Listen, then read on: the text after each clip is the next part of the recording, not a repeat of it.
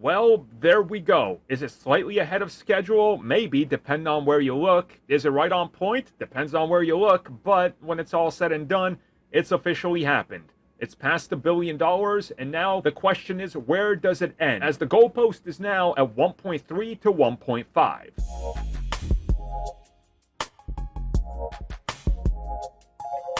Okay, so $1 billion down. Competition is obviously here. There's Borderlands. There will be Alien Romulus. There's a couple other films that could take chunks out of it. But the big story is that Deadpool and Wolverine, in under 3 weeks, has done what many people said it would never do, which is get even close to $1 billion or pass it. It has officially passed it. We will talk about the actual box office numbers and how it does when those numbers hit and what the percentage of drops and everything was. But this is good, all things considered. When new stuff isn't making much of a dent to it, it's pretty impressive. And, you know, say what you will about the Borderlands film and whether or not that carries name value, especially with how terrible Borderlands 3 was. You know, that's up to you to decide. But I think the Borderlands marketing was pretty terrible. But that's a story for when we talk about box office.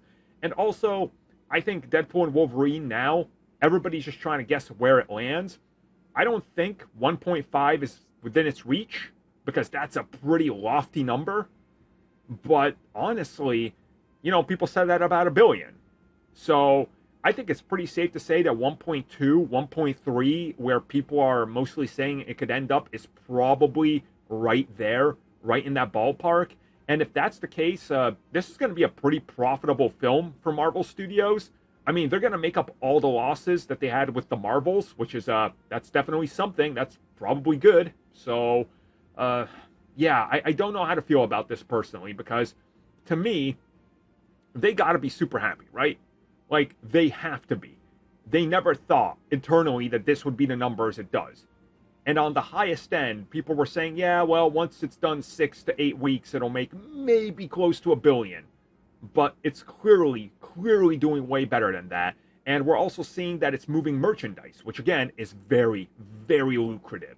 Moving tons of Deadpool merch is important. So, I mean, everybody's going to keep an eye on this. It's going to be the biggest film of the year, bar none, unless Joker 2 can come out swinging hard and pull that entire audience back. It might be the only one that offers up real competition. But again, we're going to talk about that in just about a month and a half when that film releases.